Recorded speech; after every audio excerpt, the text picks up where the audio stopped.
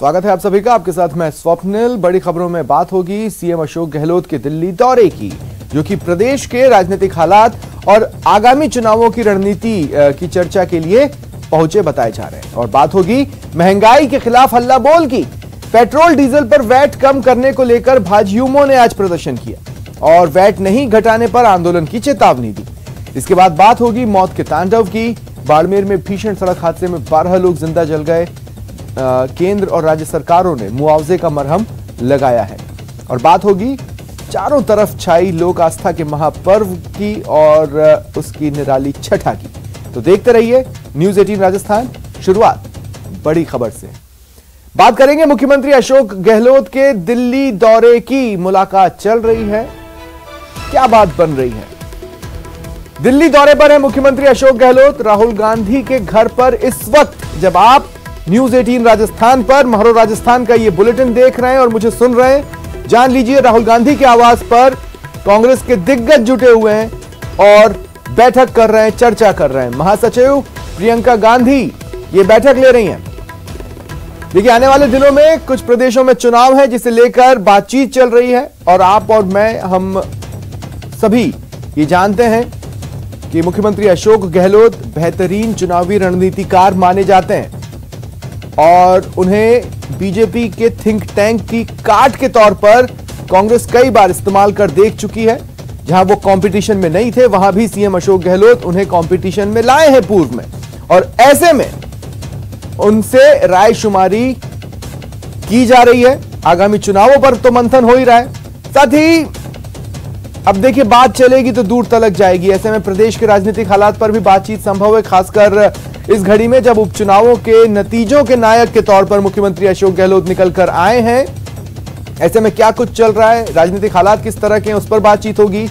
नियुक्तियों पर संभव है बातचीत हो।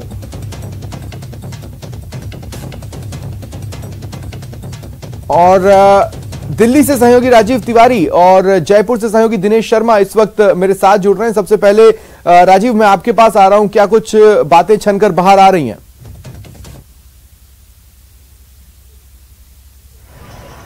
बिल्कुल, सबसे पहले तो मैं आपको बताऊं कि यह बैठक करीब 4:45 बजे शुरू हो गई थी राहुल गांधी के घर पे। राहुल गांधी बाहर हैं, लेकिन इस बैठक को प्रियंका गांधी अटेंड कर रही हैं। प्रियंका गांधी हैं, मुख्यमंत्री अशोक गहलोत हैं, अजय माकन हैं जो प्रभारी हैं, और केसरी वेणुगोपाल जो संगठन महासचिव में बैठक में शामिल हैं।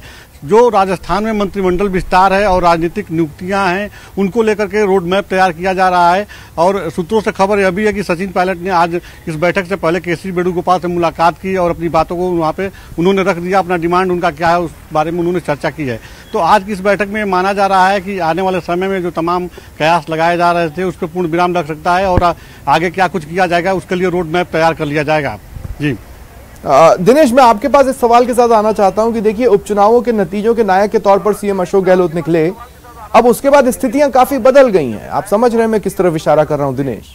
अब उसके बाद स्थितियां काफी बदल गई हैं। आप समझ रहे हैं मैं किस तरफ इशारा? अब बिल्कुल स्वप्निल, सही कहा आपने। उपचुनाव में जिस तरीके से दोनों सीटें कांग्रेस के खाते में आई, तो कद जाहिर तौर पर सीएम अशोक गहलोत का और बढ़ा है कांग्रेस में। और ये माना जा रहा है कि जब भी मंत्रिमंडल फेरबदल या विस्तार होगा या राजनीतिक नियुक्तियां जब होंगी, तो अशोक गहलोत को फ्री हैंड पूरी तरीके से रहेगा।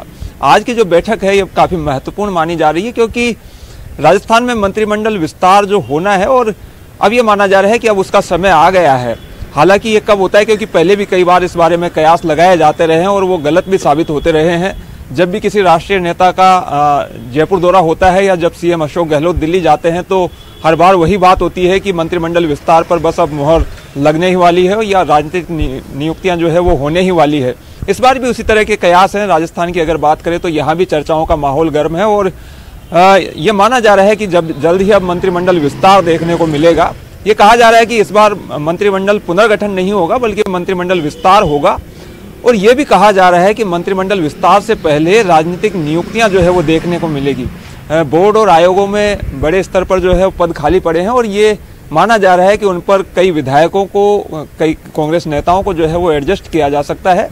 मंत्रिमंडल विस्तार की जहां तक बात है तो ऐसा माना जा रहा है कि वो कुछ और डिले हो सकता है। जिस तरह के पहले के अनुभव रहे हैं उस हिसाब से माना जा रहा है। और कई सूत्र जो है वो इस तरह भी इशारा कर रहे हैं कि इस हफ्ते ही जो है वो मंत्रिमंडल विस्तार जो है वो देखने को मिल सकता है, क्योंकि ये कहा जा रहा है कि ये फाइनल दौर की जो है वो एक तरीके से वार्ता है दिल्ली में जो हो रही है, और उसके बाद राजस्थान में जो है मंत्रिमंडल विस्तार हो जाएगा। लेकिन एक चीज को समझना यहाँ पर जरूरी है, वो सवाल मेरा राजीव आपसे रहेगा। राजीव, प्रियंका गांधी का राजस्थान की राजनीति में जो लास्ट इन्वॉल्वमेंट था वो था सचिन पायलट और सीएम अशोक गहलोत, जब इन दोनों के नाम सीएम पद की दौड़ में चल रहे थे, और जिस तरह का घटनाक्रम रहा था उस वक्त एक पल के लिए जरूर प्रियंका गांधी का इन्वॉल्वमेंट था, लेकिन उसके बाद से राजस्थान की राजनीति में उनका डायरेक्ट इन्वॉल्वमेंट नहीं रहा है। ऐसे में जब ये बैठक हो रही है और वो राहुल के जाने के बाद बैठक को लीड कर रही हैं, क्या इसमें कोई संकेत है? की अगर बात करें राजस्थान के मंत्रिमंडल, सबसे बड़ी बात है कि राहुल गांधी इस समय आउट ऑफ कंट्री है, तो ऐसे में प्रियंका गांधी लीड कर रही हैं। जहां तक देखा जाए तो राजस्थान की राजनीति में प्रियंका गांधी का ज्यादा इन्वॉल्वमेंट नहीं रहा है, लेकिन आपने देखा होगा जब सचिन पायलट जब दिल्ली दौरे पे लगातार थे और समय मांग रहे थे राहुल गांधी से मुलाकात के लिए, उस समय मुलाकात नहीं हो पा रही थी, तो प्रियंका गांधी ने उस समय दिया था और आगे के लिए उन्होंने रास्ता तैयार किया था कि कैसे समय जब आएगा तो कैसे वहां पर परिवर्तन किया जाएगा, क्या कुछ डेवलपमेंट हो सकता है। लेकिन अब जो है तमाम समय निकलने के बाद अब लग रहा है प्रियंका गांधी को लग रहा है, मुख्यमंत्री अशोक गहलोत को लग रहा है कि जो तमाम राजनीतिक प्रक्रियाएं रुकी हुई हैं उनको आगे बढ़ाना चाहिए, क्योंकि मुख्यमंत्री ने कभी ऐसा नहीं कहा कि हम मंत्रिमंडल विस्तार नहीं करेंगे या राजनीतिक नियुक्तियों में क्यों देरी हो रही है। सबने यही कहा कि समय आने पर शुक्रिया आप दोनों का जुड़ने के लिए और तमाम बातचीत के लिए। आप नजर बनाए रखें। अब बात कर लेते हैं दिल को दहला देने वाले बाड़मेर में हुए भीषण हादसे की।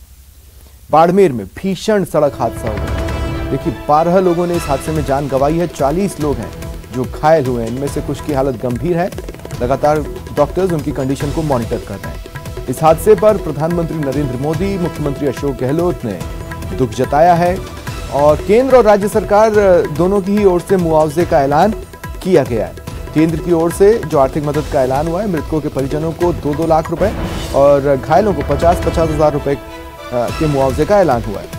वहीं राज्य सरकार की ओर से मुआवजे का जो ऐलान हुआ है, मृतकों के परिजनों को 5-5 लाख रुपए और घायलों को 1-1 लाख रुपए देने की घोषणा की गई है, मुआवजे के तौर पर, मदद के तौर पर।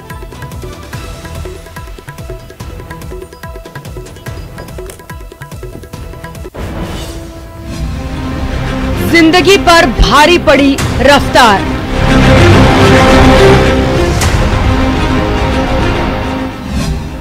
भीषण हादसे से मचा हाहाकार।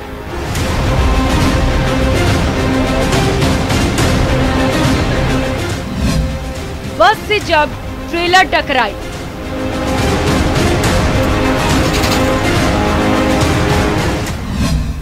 कई जिंदगियां शोलों में समाई।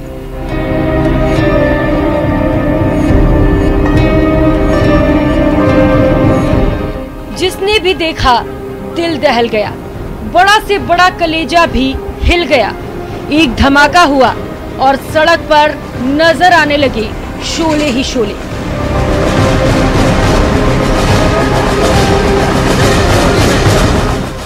मच गई चीख पुकार, हर तरफ भागम भाग और दिल को चीर देने वाला चित्कार। सारी कोशिश बेकार हुई, कई जिंदगी देखते ही देखते आग की आगोश में समा गई।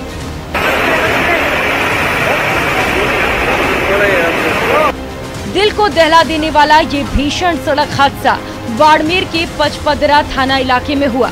यात्रियों से भरी बस को रॉन्ग साइड से आ रहे ट्रेलर ने सामने से टक्कर मार दी। टक्कर लगते ही जोरदार धमाके के साथ दोनों गाड़ियों में आग लग गई। वो भी इतनी भयानक कि पलक झपकते ही दोनों गाड़ियां आग के बड़े गोलों में तब्दील हो गई। ये सब इतनी तेजी से हुआ कि बस में सवार यात्रियों को संभलने तक का मौका नहीं मिला। हादसे की खबर मिलते ही पुलिस और प्रशासन के अमले के साथ ही कई जनप्रतिनिधि भी मौके पर पहुंचे और राहत बचाव का काम शुरू हुआ। पचपदरा, बालोतरा और रिफाइनरी की फायर ब्रिगेड मौके पर पहुंचे और आधे घंटे में दोनों वाहनों में लगी आग पर काबू पा लिया गया। लेकिन तब तक कई परिवारों पर दुख का पहाड़ टूट चुका था। किसी की गोद सूनी हो चुकी थी, किसी की मांग उजड़ चुकी थी। ट्रेलर और बस के अंदर एक्सीडेंट हुआ सुबह भी, जिसके अंदर घायल जो थे 20-25 व्यक्तियों को घायलों को नाटा हॉस्पिटल मल्होत्रा भेज दिया। आग पे करीब काबू पा लिया। पूरी आग पे काबू पाने के बाद ही पता चल पाएगा अंदर। देखो अभी तो जेसीबी तेसी लाए हैं, आग बुझाई गई है और उसको दोनों गाड़ियों खींच करके अलग कर रहे हैं। डेड बॉडी हम उनको बाहर निकालेंगे, जो हॉस्पिटल गए उनको ट्रीटमेंट करेंगे। हादसे में जो बच गए थे वे भी गंभीर रूप से झुलस चुके थे। मौके पर मौजूद संभागीय आयुक्त के साथ साथ कलेक्टर एसपी ने राहत कार्यों का जायजा लिया और लोगों को तेजी से अस्पताल भेजा गया। अभी मौके पे एफएसएल और रेस्क्यू टीम्स काम कर रही हैं, तो ये कंफर्म नहीं कैसे कितनी डेथ हुई है, लेकिन एक बॉडी अभी ट्रक से निकली है, 3 बॉडी बस में दिख रही हैं, एक कैजुअलिटी हॉस्पिटल में। तो कंफर्म 5 डेथ्स हुई हैं। बाकी जैसे ही बस के अंदर एफएसएल और डॉक्टर की टीम प्रवेश करेगी तो और क्लियर हो जाएगा। कॉलिजन हुआ है ट्रक और बस के बीच में। हाई इम्पैक्ट कॉलिजन की वजह से दोनों में आग लगी है। कारण तो मे बी ओवरटेक हो सकता है या फिर ये एक्सीडेंट है, तो इसका क्या कारण रहा है ये तो बाद में जांच से ही सामने आ पाएगा। पीएम नरेंद्र मोदी के साथ साथ सीएम अशोक गहलोत, राज्यपाल कलराज मिश्र और पूर्व सीएम वसुंधरा राजे ने इस भीषण हादसे पर शोक जताया। सीएम ने ट्वीट कर घायलों का बेहतर से बेहतर इलाज के निर्देश दिए। इस हादसे ने पूरे प्रदेश को हिला कर रख दिया। जिसने भी सुना या देखा वो गमगीन हो गया। न्यूज़ 18 के लिए बाड़मेर से प्रेमदान देथा की रिपोर्ट।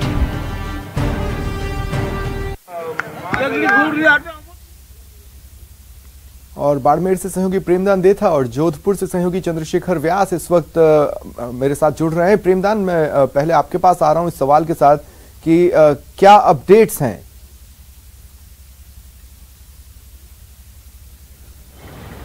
देखिए, इसमें सबसे बड़ी जो अपडेट अब निकल करके सामने आई है, इसमें यह है कि 38 लोग इस पूरे दुर्घटना में घायल हुए हैं, जिनके अलग अलग अस्पताल में इलाज चल रहा है। पचपदरा और बालोतरा और जोधपुर में अलग अलग इलाज चल रहा है। इसमें 12 लोगों की मौत हुई है, जिसमें से करीब जो एक तो ट्रक ड्राइवर है, उसके बाद में 11 लोगों की मिसिंग है, जिसमें से 5 महिला और 7 पुरुष इसमें शामिल है, जिसमें 7 माह की एक मासूम बच्ची जो है वो भी शामिल है। तो अब तक की जो आंकड़ा जो प्रशासन ने दिया है, हमारी जो पुलिस अधीक्षक से बात हुई, उनका साफ तौर से कहना था कि हमने सभी हॉस्पिटलों में जाके अलग अलग जगहों पे जाके पड़ताल की। उसके बाद में 38 लोगों के जो नाम सामने आए, जो घायल है, जिनका इलाज चल रहा है। उसके अलावा अब तक 12 लोगों की मौत हुई है। हालांकि पुलिस ने इसमें मिसिंग माना है, क्योंकि बस से अभी तक लोग वो मिले नहीं है, लेकिन 99% पुलिस का भी ये कहना है कि जो 12 लोगों की मौत हुई है वो यही लोग हैं, जिसमें से 5 महिला, जिसमें एक 5 माह की एक मासूम बच्ची भी है और 7 पुरुष शामिल है। जी ठीक है। चंद्रशेखर, आपके पास इस सवाल के साथ क्या जानकारी है और कितने घायल जोधपुर में एडमिट करवाए गए, उनका इलाज चल रहा है, किस तरह से चल रहा है? देखिए स्वप्निल, अगर बात करें तो जोधपुर के जो 2 प्रमुख अस्पताल है, महात्मा गांधी अस्पताल और मथुरा दास माथुर अस्पताल, यहाँ पे मरीजों को लाया गया है। इस वक्त हम जोधपुर के महात्मा गांधी अस्पताल के बाहर खड़े हैं, जहाँ जो बर्न के जो मरीज है, जो जल गए थे, उनको लाया गया है। यहाँ पर 2 मरीज भर्ती किए गए हैं, जहाँ पर एक केस जो है जला हुआ है, तो दूसरे के जो है हड्डी में फ्रैक्चर है। इसके अलावा मथुरा दास माथुर अस्पताल में 4 मरीजों को लाया गया है।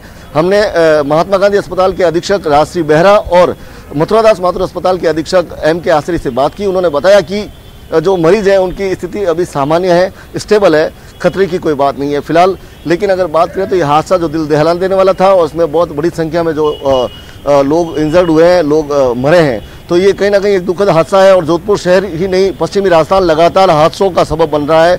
यहाँ पर जो गाड़ियाँ, जिस प्रकार से मुख्यमंत्री के प्रवास के दौरान भी जो ओडी गाड़ी ने जो कहर मचाया था, उसमें जो एम्स में लोग हैं वो भी इलाज दे रहे हैं। और यहाँ पर जो है ये बाड़मेर वाला जो हादसा है, उसको इलाज का दौर जारी है, लेकिन सभी की जो स्थिति है वो सामान्य बताई जा रही है। जी, हादसे की पिन पॉइंट वजह क्या सामने आई है प्रेमदान, ये मैं आपसे पूछना चाहता हूं। और एक सवाल ये भी कि मुआवजे का ऐलान तो चलिए हो गया, लेकिन क्या पीड़ितों तक वो मुआवजा पहुंच चुका है?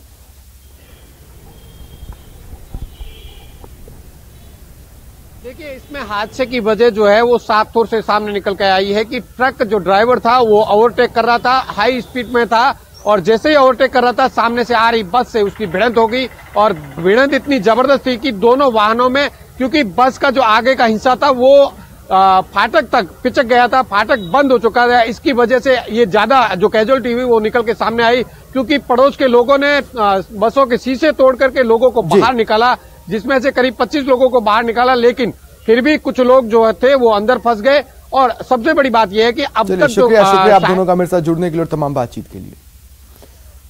और बढ़ेंगे आगे, एक बड़ी खबर आपको बता दें, गणेश मंदिर आरसी अध्यक्ष वैभव गहलोत पहुंचे। मोती डूंगरी गणेश मंदिर पहुंचकर प्रथम आराध्य को आमंत्रित किया, पहला टिकट भेंट किया। दरअसल T20 का महामुकाबला होना है 17 तारीख को मरुधरा में, और दर्शक भी उसे देख सकेंगे, कोई कमी बेशी ना रह जाए, इसलिए तमाम कवायदें चल रही हैं। और इस बीच पहला टिकट भेंट किया गया। सभी लोगों से मेरी अपील है कि इस मैच को, इस आयोजन को बहुत शानदार तरीके से सफल बनाएं।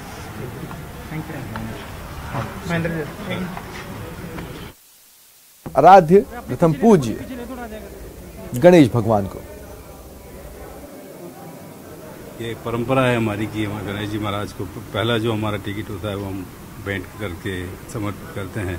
और बहुत खुशी है कि इतने टाइम बाद जो हमारे युवा अध्यक्ष वैभव जी के नेतृत्व में हम ये जो मैच कर रहे हैं, सब जिला क्रिकेट संघ, सभी पदाधिकारी, सभी की इच्छा है कि मैच सफलतापूर्वक संपन्न हो और जयपुर की। बीजेपी सांसद रंजीता कोली को कौन मारना चाहता है? कौन है जो ताकतवर सांसद को बार बार खुली धमकी दे रहा है? 5 महीने में दूसरी बार हमले की कोशिश के बाद सांसद घबराई हुई हैं। भरतपुर सांसद पर हमले की दोबारा कोशिश। रंजीता कोली का दुश्मन कौन? स्पेशल ऑपरेशन ग्रुप करेगा मामले का राज फाश। भरतपुर की बीजेपी सांसद रंजीता कोली के घर पर फायरिंग का मामला तूल पकड़ता जा रहा है। इसे लेकर बीजेपी हमलावर है। वहीं सीएम गहलोत ने फोन कर बीजेपी सांसद का हाल जाना और डीजीपी प्रमुख सचिव गृह विभाग को जांच कर सख्त कार्रवाई के निर्देश दिए। साथ ही मामला 6 सदस्यीय जांच टीम को सौंप दिया। आइए सबसे पहले आपको बताते हैं कौन कौन करेगा इस मामले की जांच। मनीष त्रिपाठी, पुलिस अधीक्षक SOG। वंदिता राणा, अतिरिक्त पुलिस अधीक्षक भरतपुर। अजय शर्मा, वृत्ताधिकारी बयाना। गुमाना राम, पुलिस उपाधीक्षक SOG। मोहनलाल पोसवाल, पुलिस निरीक्षक SOG। पूरन सिंह, थानाधिकारी बयाना। सांसद का आरोप है कि मंगलवार देर रात कुछ अज्ञात बदमाशों ने उनके घर पर फायरिंग की और दहशत फैलाने के लिए जिंदा कारतूस और धमकी भरा खत छोड़ गए। खत में लिखा था, दलित है, दलित बनकर रह, सारी सांसदगिरी निकाल देंगे। पहले तो एक बार छोड़ दिया तो नहीं मानी, औकात में रह, तेरे को न तो अंबेडकर बाबा साहब बचाएगा और न मोदी और शाह। यह तो सिर्फ एक ट्रेलर है, अगली बार तेरे अंदर गोलियां भर देंगे। घटना के बाद सांसद रंजीता कोली की तबीयत बिगड़ गई। उन्हें आनन फानन में अस्पताल में भर्ती कराया गया। जब ये वारदात हुई तो सांसद के दोनों गनमैन घर पर मौजूद नहीं थे।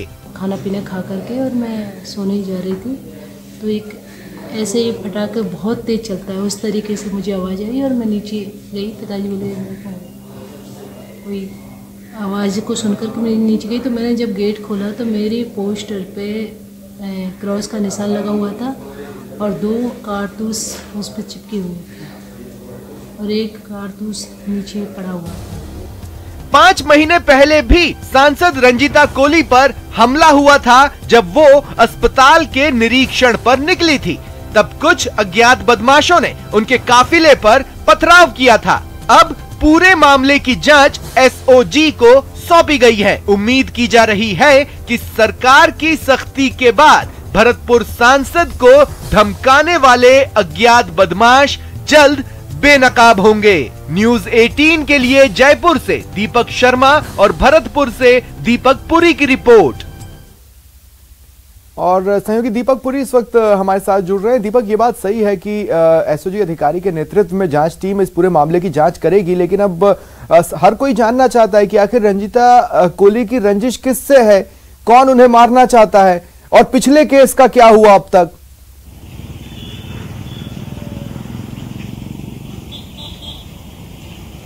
देखिए बिल्कुल स्वप्निल, हर कोई यही जानना चाहता है कि जब पिछली बार सांसद रंजिता कोली पर हमला हुआ था तो वो किसने हमला किया था, वो हमलावर कहाँ है, क्योंकि वो हमलावर अभी पुलिस की गिरफ्त से दूर है। उस मामले को भी पुलिस ने संदिग्ध माना था कि ये जो दोनों सांसद के साथ थे, पीएसओ और जो उनके सचिव हैं, वो एक जगह नहीं बता पाए थे। तो पुलिस ने मामले को संदिग्ध मानते हुए अभी जो उसकी जांच है वो चल रही है और उसके जो हमलावर हैं वो पुलिस की दूर से फरार है, पुलिस की दूर से गिरफ्त है। उसके बाद ये दूसरा मामला जो है वो देखने को मिला है कि मंगलवार देर रात करीब 11:30 और 12 के बीच में सांसद रंजिता कोली के आवास पर कुछ अज्ञात लोग आते हैं। बिल्कुल, और जो लेटर वहां पर छोड़ा है दीपक बदमाशों ने, उस लेटर के कंटेंट पर अगर हम जाएं तो वो उसमें लिखता है कि पहले एक बार कहने का मतलब है ये वो भी हो सकते हैं या फिर उस घटना की आड़ में कोई और ही इस वारदात को अंजाम दे गया। ये तो कॉम्प्लिकेशन है।